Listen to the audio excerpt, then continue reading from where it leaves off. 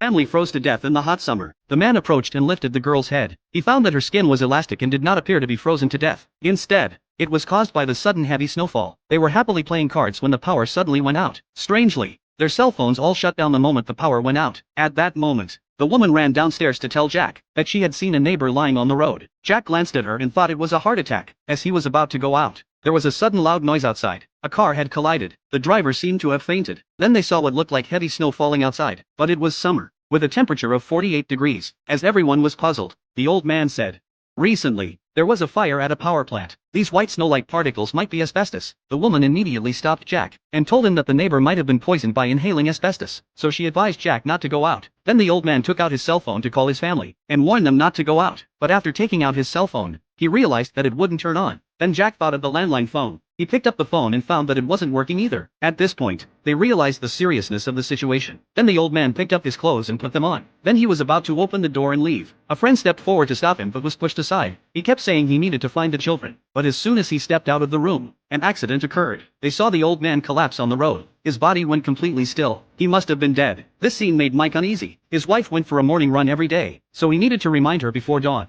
His friends tried to persuade him for a long time, but seeing how determined he was, Jack said he would make a protective suit. But there were no materials to make protective gear. They could only put several waterproof jackets on Mike, then put plastic bags over his feet, seal the cuffs and ankles with tape, and finally put a mask on Mike. This was a mask that had been stored in the warehouse for years. Jack had never used it before. He hoped the mask would protect against the asbestos outside, so Mike was taking a complete risk. Mike then nervously walked outside. Upon arriving outside, he found himself unharmed. It seemed the gear had indeed worked. When he reached the snow-covered ground, he realized it wasn't asbestos but snow. As he passed the elderly man's body, he paused for a moment of silence. He then bid farewell to his friend at the window. Along the way, he saw many dead bodies on the road. The city now resembled